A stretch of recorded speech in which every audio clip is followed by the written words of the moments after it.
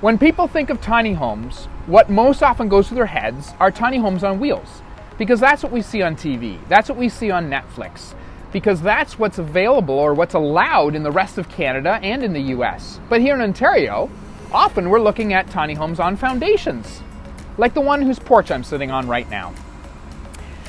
This is most often thought of as an accessory dwelling unit, so put in the backyard of someone's home, of someone's property, far away from the house.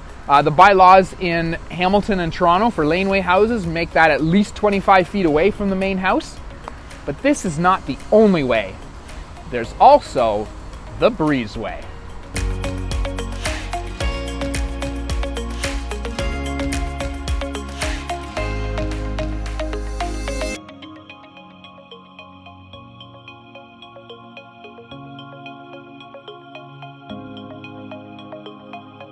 The reason we got into building tiny homes at all, the reason why I started True North Tiny Homes, was because of all the apartments that we were designing.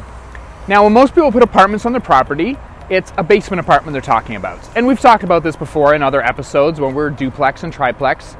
We've also put apartments in third-story lofts. We've turned an attic into an apartment and put a stairway on the outside of a house. That creates a great way to have additional income for your property.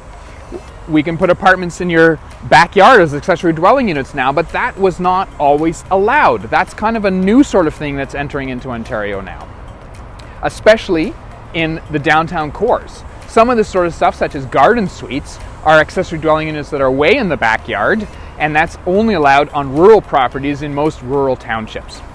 So that's been allowed for a very long time, but it's the downtown stuff where all this is kind of new. And these have been used for when we talk about apartments and basements and lofts, mostly that's used for investors who are wanting to take a single family home and create a duplex out of it for additional income. And what we're seeing a big influx now with the rising costs of housing around here is that more ordinary people are becoming investors in their own way. We're working with 2 clients right now who are purchasing single family homes, turning them into a duplex, and living in one half of it, and then the renter in the other half is helping to pay for the mortgage. One of those is moving into the basement and renting out the upstairs because they can get more money for that. The other is moving into the upstairs and renting out the basement. So it can be done in a bunch of different ways. And we're looking forward to the day when a lot more of these can be put in the backyard and done. And so today we're talking about how to make that so much easier.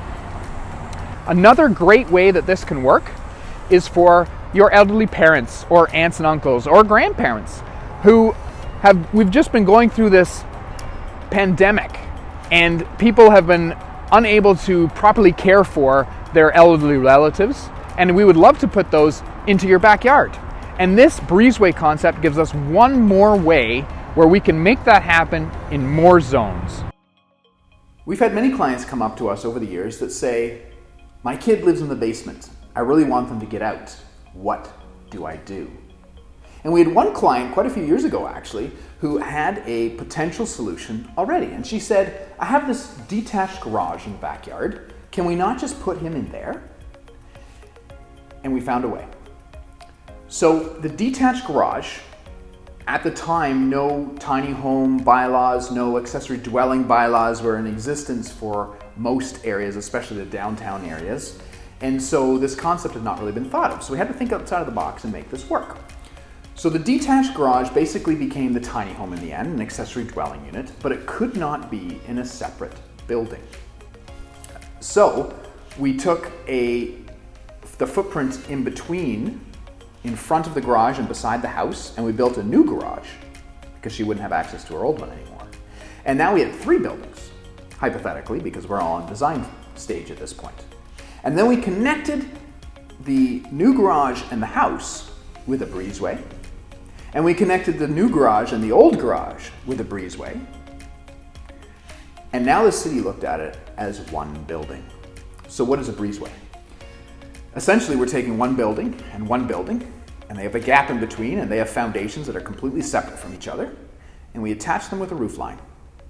And now you have a breezeway. You can walk through in the open air. You're technically outside, walking between the 2 buildings, but you have a roof over your head. And from a satellite image, from a satellite view, an overhead bird's eye view, that roof is all connected as one roof. And so the cities look at that as one building. And so we call this concept the Breezeway. Now the Breezeway can be a lot simpler. We can take one tiny home and we can park it behind, on the other side, in front of the main house, and then just connect the two buildings with a roof line. So we can pre-build that entire tiny home, and we can ship it to site, and we can just on site build that roof line that connects the two, and now create a breezeway. And this opens us up to a lot more areas and zones where we're allowed to actually put this, where perhaps, for instance, in Hamilton and Toronto, one of the only places we can put accessory dwelling units right now is as a laneway house. But what if you don't have a laneway? Well, the breezeway can work. Now, another neat thing to think about here is financing. When we're talking about two different buildings, mortgage companies don't want to finance both buildings. But when the city is viewing it as one building, all of a sudden we can get around a lot of those financing loopholes as well. In fact, even we can offer the financing for something like that through some of our financing partners. They would finance basically the addition or a renovation to the main house. They won't finance a whole separate building, but we can finance an addition to the house. And essentially when we're putting a breezeway beside it, we're essentially making an addition. Now this is where a little bit of a disclaimer has to go in, because this doesn't work everywhere that duplexes are allowed. It will work in a lot of those areas, but not everywhere. So for instance, some municipalities, the term duplex technically means on top of each other.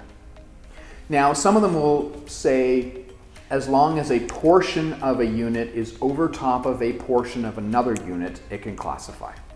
If a municipality is asking for a duplex that must be on top of each other, this breezeway idea does not work.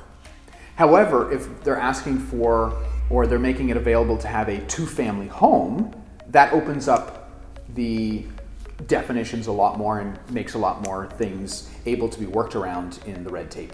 Another place this works great is when even duplexing is not technically allowed, or two-family homes are not allowed in that zone, but you're allowed to have an accessory apartment. So this is again yet another definition that the municipalities throw at us. And this is where they still view it as a single-family home that has a piece of it as an accessory apartment. And that piece can be anywhere, including beside. So that's kind of how we get around some of these gray areas. Now you might be asking, what is the additional cost of doing something like this?